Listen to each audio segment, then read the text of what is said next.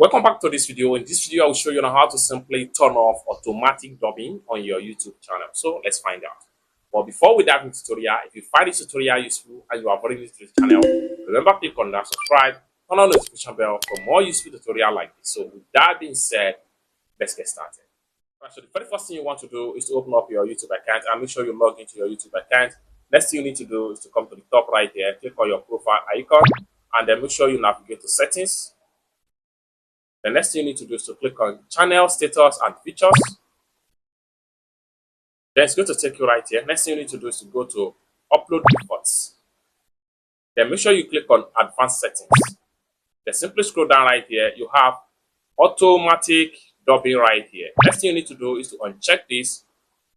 Uncheck this box right here. Once you uncheck this box, come down below right here and hit on save. It's as simple as that. So basically, this is how to simply turn off your auto dubbing on your YouTube channel. For more tutorial, best settings about YouTube, consider to subscribe. Thank you so much for watching, and I hope to see you in my next video. Bye for now.